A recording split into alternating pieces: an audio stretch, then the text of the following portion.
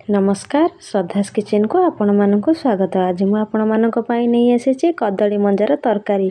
कदली मंजार तो आपण केते प्रकार आइटम करी खाइथिबे, एहीपरि भाव में केबे तरकारी बनै खाइछन्ति कि? तेबे वीडियोटी प्रथम शेष जाए निहाती देखंतु। देखंतु मु एठी दुईटा मंजा को भलो भाव में चोपा छड़ाई भलो भाव में ताको काटी नेछि। मंजार सूता टिके मध्यम भलो भाव में छड़ाई नेछि। देखंतु दुई तीन थर ताको धोइबा परे मु एठी हल्दी पानी ताको रखि नेछि। मंजाटी को एमती पानी रे रखिबे नहले मंजाटी हमर कला पड़ जिवो। देखंतु मु एटा गोटे मीडियम साइज रे आलू को एभଳି भाबरे काटी नेछि। एबे हम चलंतु मसला रेडी करनबा। गोटे चम्मच जीरा नै जिबा, गोटे मीडियम साइज रो पियाज, दुईटा कंचा लंका, 8 ରୁ 10 पाखड़ा रसुन आ गोटे इंच रो अदा। एबे हम ताको भलो भाबरे चिकन करी ग्राइंडिंग करनबा। देखंतु एबे हम को साइड करनबा। एबे आमे गैस रे गोटे कड़ाई नै जिबा। कड़ाईटी भलो भाबरे गरम होबा परे 3 ରୁ 4 चम्मच तेल देई दबा। तेलटी गरम होबा परे सेथरे गोटे तेजपत्र देई दबा। तेजपत्र टिके भाजी हे गले गोटे मीडियम साइज रे प्याज को एमती काटी के नै जिबा। प्याज टी को टिके भलो भाबरे भाजी दबा जेमते कि प्याज टी हमरो गोल्डन ब्राउन कलर हे आसीबो। देखंतु देखंतु एबे मोर प्याज टी गोल्डन ब्राउन कलर हे आसलानी। एबे हम सेथरे ग्राइंडिंग करी रखिथिबा मसला को ऐड करनबा। देखंतु एबे हम सेथरे भलो भाबरे मिसै नबा।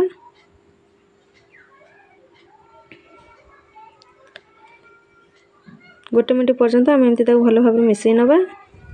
एबे हम सेथरे मसला रो पानी टी को मध्ये ऐड करनबा। एबे हम ताको भलो भाबरे टी घांटी नबा। एबे हम सेथरे आधा चम्मच हल्दी गुंड दबा आ आधा चम्मच लंका गुंड आपण आपन को हिसाब रे नै परिबे। एबे हम ताको भलो भाबरे टी मिसै नबा।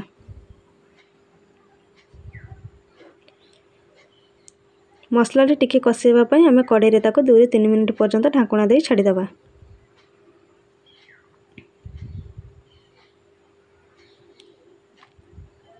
दो ରୁ 3 मिनिट हे गलानी। देखंतु मोर मसला टी मध्ये टिके कसी हे आसलानी। एबे हम ताको भलो भाबरे टी घांटी नबा। एबे हम एथिरे गोटे मीडियम साइज रो टमाटर को काटी के नै जिबा। एबे हम ताको भलो भाबरे मसला सहित टिके मिसै नबा। एबे हम ताको कड़ाई रे 2 ରୁ 3 मिनिट पर्यंत कसिबा पई छाड दबा जेमति कि हमर टमाटर टी टिके मेल्ट हे जिवो। देखंतु हमर टमाटर टी मध्ये मेल्ट हे आसलानी। देखंतु एबे हम ताको भलो भाबरे टिके घांटी नबा। एबे हम सेथिरे गोटे चम्मच धनिया पाउडर नै जिबा। एबे हम ताको भलो भाबरे टिके मसला सहित मिसै नबा। एबे हम ताको ढाकुणी देई 2 ରୁ 3 मिनिट पर्यंत छाडी दबा। देखंतु एबे मोर 2 ରୁ 3 मिनिट हे गलानी। देखंतु मोर मसला ने मध्ये भलो भाबरे कसी हे जाईची। देखंतु तेल मोर मध्ये ऊपर को उठी आसलानी। एबे हम एथिरे काटी रखिथिबा आलू को ऐड करनबा। एबे हम ताको भलो भाबरे टिके मिसै नबा।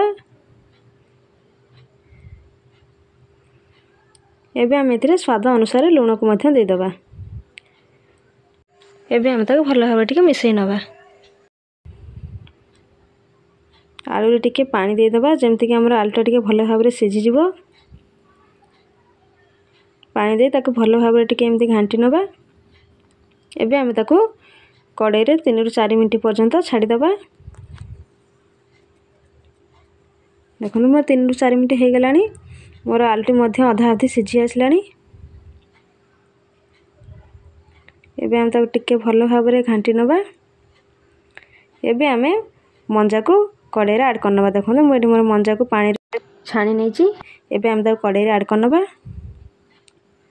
एबे हम ताको भलो भाबरे टिके मसला सहित घांटी नबा।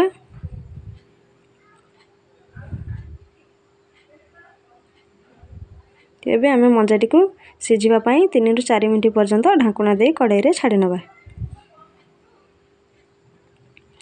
देखंतु एबे हमर मंजाटी मध्ये सिझी आसलानी।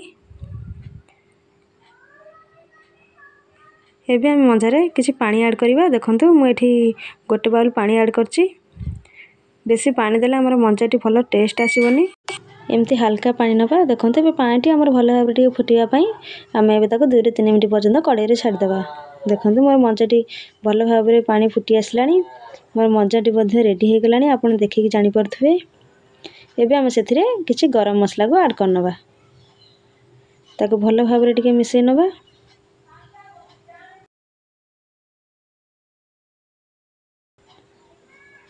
एबे आमर मंजाटी रेडी हो जाइए। एबे आमे गैस को ऑफ करनवा।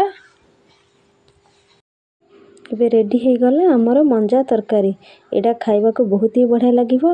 याको आपण माने पखाल भात हेउ बा गरम भात हेउ जोथरे हेले आपण माने को खाइ परिबे।